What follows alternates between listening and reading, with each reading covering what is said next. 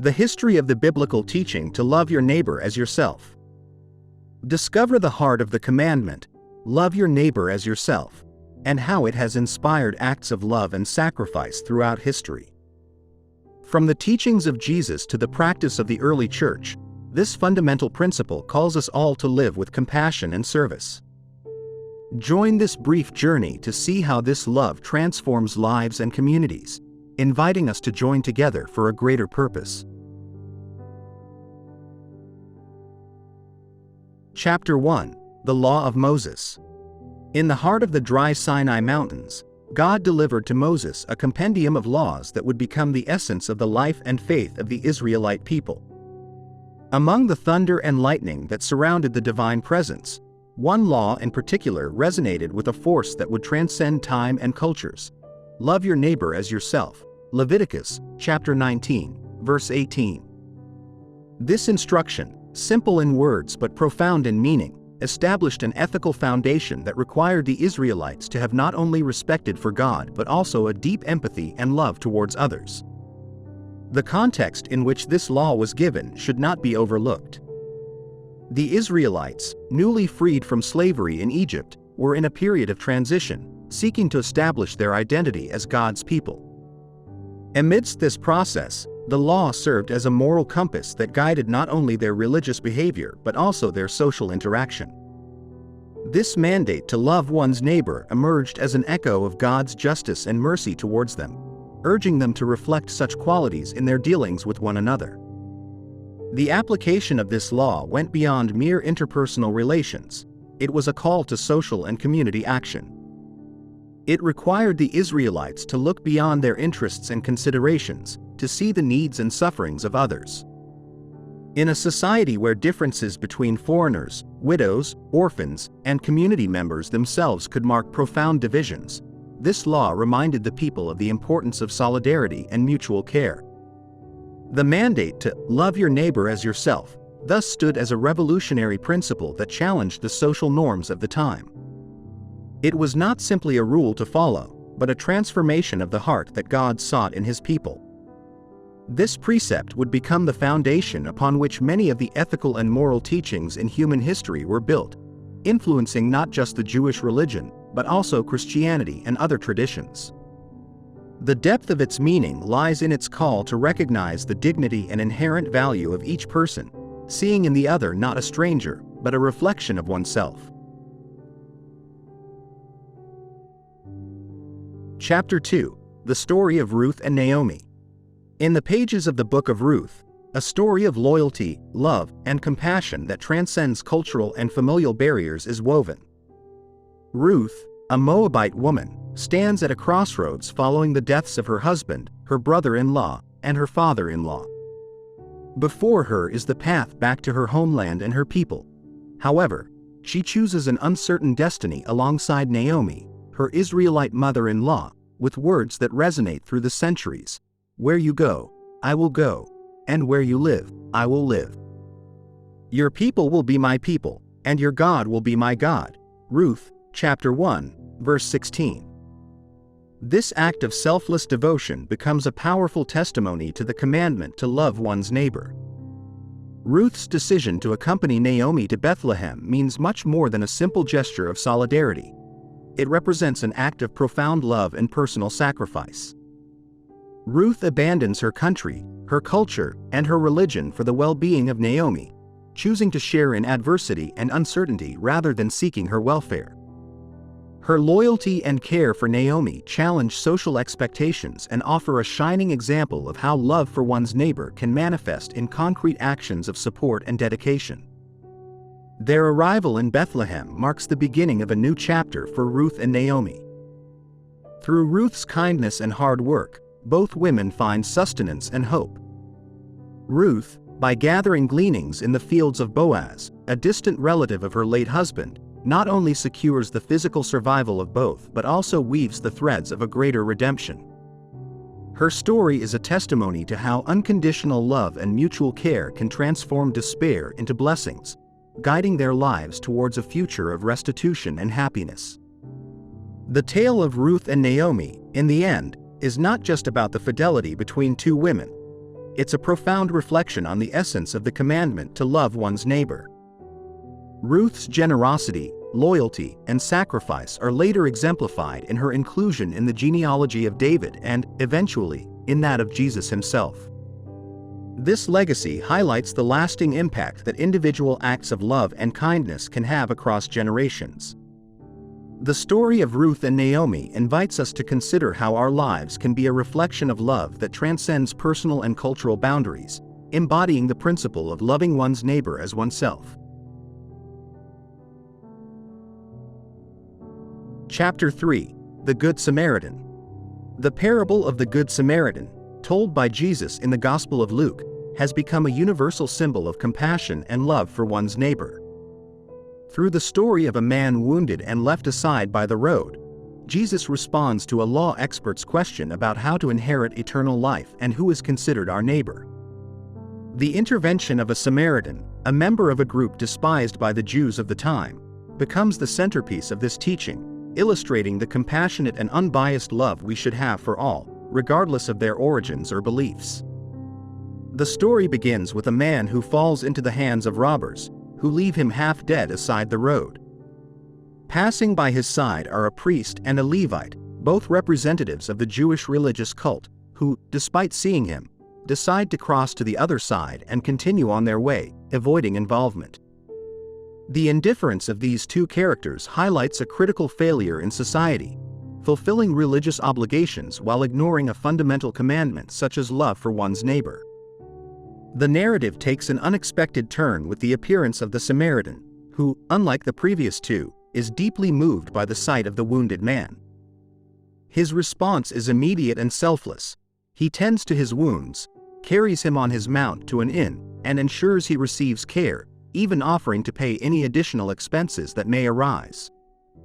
This act of selfless kindness is presented as the true example of what it means to love one's neighbor. Jesus' teaching through this parable is clear and challenging.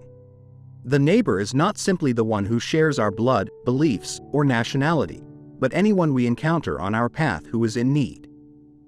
Love for one's neighbor is manifested in concrete acts of mercy and aid, without expecting reward or recognition. This anonymous Samaritan becomes the true neighbor, not just by his physical proximity, but also by his willingness to act. The parable of the Good Samaritan urges us to reflect on our ability and willingness to see and respond to the needs of others.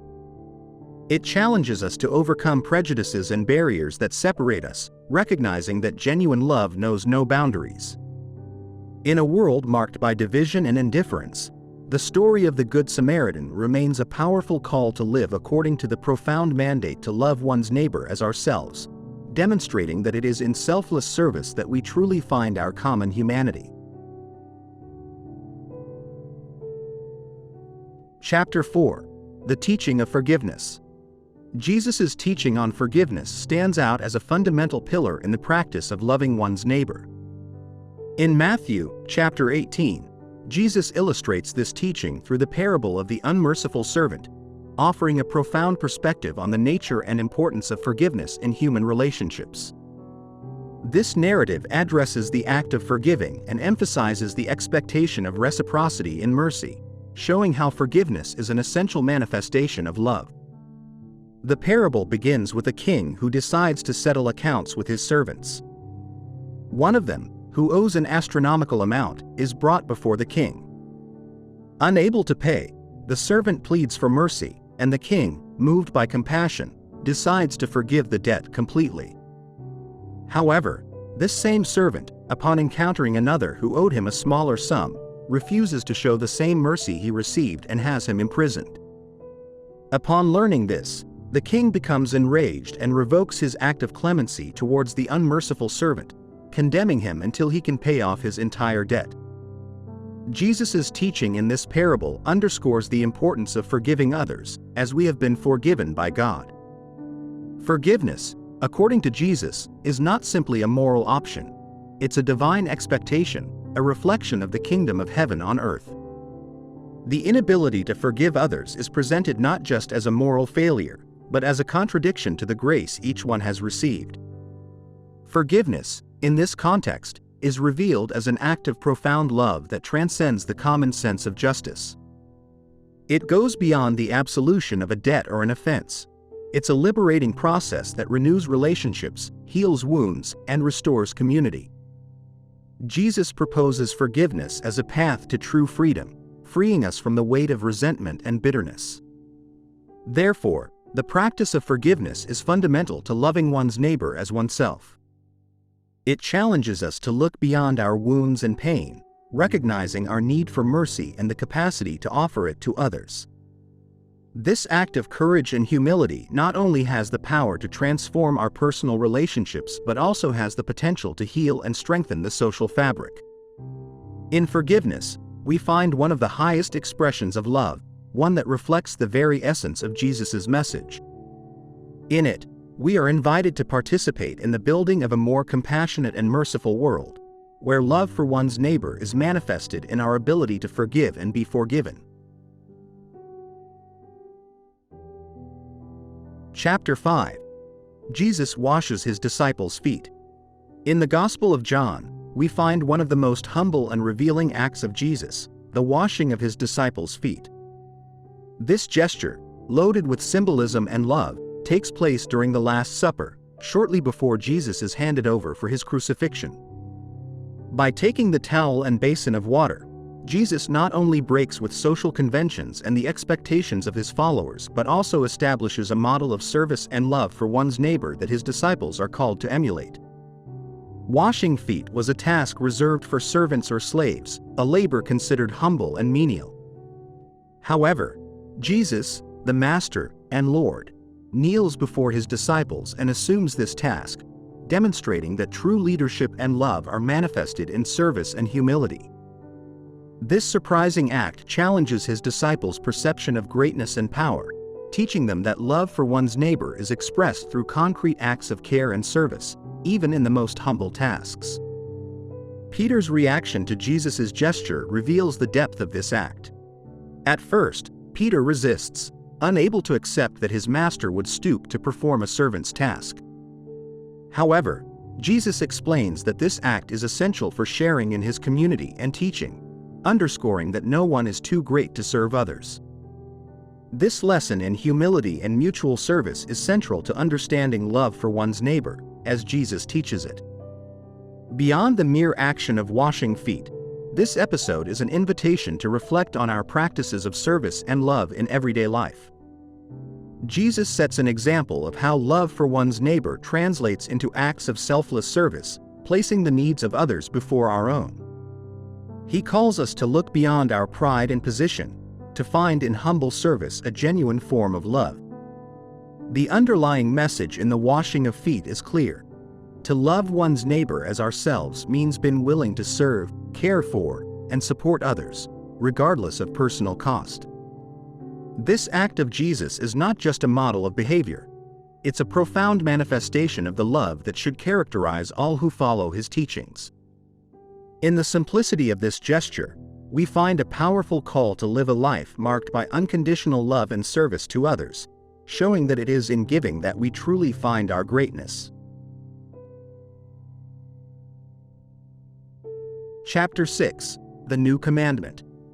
During the Last Supper, in a moment charged with emotion and significance, Jesus presents his disciples with a new commandment that condenses and elevates all his teaching on love and community. A new commandment I give you: love one another. As I have loved you, so you must love one another. John, chapter 13, verse 34. This call is not simply to a generic fraternal love. It's a call to love in the way that Jesus loved, a sacrificial, unconditional, and active love. The novelty of this commandment lies not only in its intensity, but also in the model that Jesus offers, himself. Through his ministry, Jesus showed a love that goes beyond words, a love that is manifested in concrete actions towards the marginalized, the sick, the sinners, and the poor. His love knows no limits in social condition, sin, or circumstance. This commandment, therefore, sets the bar for love for one's neighbor at the highest possible level, inviting his followers to a form of love that transcends human barriers and extends even to enemies. The inclusion of this commandment in the context of the Last Supper adds a layer of depth to its meaning. Jesus is about to be handed over, suffer, and die for those he loves. His commandment of love becomes his testament, a last will that his disciples must carry forward. It's a reminder that true love often involves sacrifice, a sacrifice that Jesus is about to fully embody on the cross. This new commandment not only redefines the relationships among Jesus' followers but also becomes the distinctive sign of the Christian community. By this, everyone will know that you are my disciples, if you love one another. John, chapter 13, verse 35. According to this new commandment, love for one's neighbor is the most eloquent testimony of the Christian faith. It's not just an internal ethic but a mission to the world, a call to live in a radically different way, reflecting Jesus' sacrificial love in every interaction. Jesus' commandment challenges social norms and expectations, inviting us to consider how our lives can be a reflection of that unconditional love. It calls us to a deep reflection on the nature of our love for others, pushing us to love not just in words but in deed and in truth. In this new commandment, we find the essence of Jesus' message, an invitation to transform the world through the power of love. Chapter 7. The Widow's Offering. In the Gospels of Mark and Luke, a scene is narrated that captures the essence of sacrifice and generosity, fundamental principles of love for one's neighbor. Jesus, observing the crowd depositing their offerings in the temple treasury, highlights the action of a poor widow who offers 2 small copper coins, all she has to live on. Unlike the large sums contributed by the rich, the widow's contribution is minimal in monetary value but infinite in meaning and sacrifice. Jesus points out this act as the greatest of all, saying, "This poor widow has put in more than all the others, for they all contributed out of their abundance. But she, out of her poverty, put in everything she had, all she had to live on." Mark, chapter 12, verses 43 to 44. The widow's offering embodies a deep and sacrificial love for one's neighbor. It's not measured by the magnitude of the donation, but by the spirit in which it's given. In her action, the widow reveals complete trust and unreserved surrender, not only towards God but also towards her community. Her gesture reflects an understanding of love that goes beyond self-interest, showing that truly loving one's neighbor sometimes means sacrificing the little we have for the well-being of others. This episode highlights a stark contrast with the practices of those who, despite their abundance, contribute only from their surplus, without really affecting their comfort or security. The widow, on the other hand, shows that true love and true generosity are born from the willingness to share even our needs and to give from our sustenance rather than our leftovers. Jesus' teaching through the action of the poor widow goes beyond a lesson on monetary offerings. It's a lesson on the nature of true love and generosity. It calls us to reflect on how we live and express our love for our neighbor, especially in contexts of need and scarcity. Love for one's neighbor, according to this narrative, is manifested in the willingness to give sacrificially, to genuinely care for the well-being of others, even when it involves personal cost. In contemporary society, where abundance coexists with extreme need, the story of the widow's offering resonates with an ongoing challenge. It invites us to evaluate our practices of generosity and sacrifice, inspiring us to act with compassion that transcends the superficial and is rooted in a genuine commitment to love for one's neighbor. This act of total giving teaches us that, in God's kingdom, the world's measures are inverted, the small becomes great, and giving becomes the highest expression of love. Chapter 8. The Healing of the Centurion's Servant. The story of the healing of the Centurion's servant, told in the Gospels of Matthew and Luke, illustrates love that transcends cultural and social barriers, showing how faith and compassion can unite people from different backgrounds. The narrative begins when a Roman centurion, an officer of the occupying army in the region, approaches Jesus with a request: the healing of his gravely ill servant. Despite the tensions between the Roman occupiers and the Jews, the centurion breaks these barriers by recognizing Jesus' authority and healing power. What's notable in this interaction is the expression of faith by the centurion, who declares that Jesus has the power to heal with just a word, without needing to be physically present. "Lord, I do not deserve to have you come under my roof. But just say the word, and my servant will be healed." Matthew chapter 8 verse 8. This statement not only shows a profound understanding of Jesus' authority but also a humble acknowledgement of his position before him. Jesus, impressed by the centurion's faith, announces that the servant has been healed and praises the officer's faith, a faith that, according to Jesus, he had not found even among the people of Israel. This miraculous healing highlights several fundamental aspects of love for one's neighbor: inclusion, respect for the other, and the ability to see beyond human divisions towards common dignity and need. The centurion's action reflects genuine love for his servant, something not always expected in a relationship between a Roman master and his servant. This love leads him to seek help, despite the cultural barriers that could have stopped him. His humility and faith are a model of how love can manifest in respect and concern for the well-being of others, regardless of their status or nationality. Jesus' response to this request underlines the universality of his message and ministry. Love for one's neighbor, as taught by Jesus, knows no geographical, cultural, or social limits. The healing of the centurion's servant becomes a powerful testimony of God's compassionate love, a love that is available to all, without distinction. This story invites us to reflect on our attitudes towards those we consider different or distant.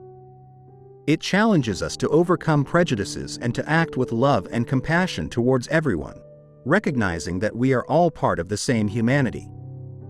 In the healing of the centurion's servant, we see how love for one's neighbor extends beyond words to become actions that reflect God's grace and inclusive love. Chapter 9. The Reconciliation of Jacob and Esau. The story of Jacob and Esau, narrated in the book of Genesis, is a powerful illustration of reconciliation and forgiveness, essential elements in the teaching of love for one's neighbor. After years of conflict and separation, marked by deceit and competition, the meeting of the two brothers highlights how overcoming personal divisions and seeking forgiveness can restore broken relationships, thus embodying a profound love for one's neighbor.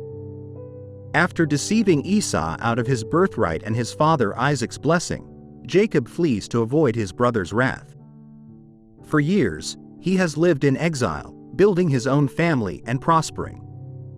However, the time comes when he must confront his past and return to his homeland, which inevitably means encountering Esau. Anticipating this meeting, Jacob prepares for the worst, sending gifts and dividing his camp as a precaution. Jacob's anticipation of the meeting is marked by fear and uncertainty. However, Esau's response is anything but what Jacob expects. Instead of vengeance or anger, Esau runs to meet his brother, embracing him, kissing him, and weeping. This moment of encounter between the brothers is deeply moving, symbolizing the possibility of reconciliation and the power of forgiveness. Esau's attitude reflects a decision to leave the past behind and move forward towards a restored relationship with his brother. Despite the harm and deceit suffered, he chooses love and forgiveness over bitterness and vengeance. This gesture changes Jacob's life and marks a crucial moment in their family's history, demonstrating that love for one's neighbor sometimes involves forgiving the unforgivable. The reconciliation of Jacob and Esau teaches us valuable lessons about love for one's neighbor. It shows us that true love is capable of overcoming the deepest wounds, and that the path to reconciliation begins with forgiveness.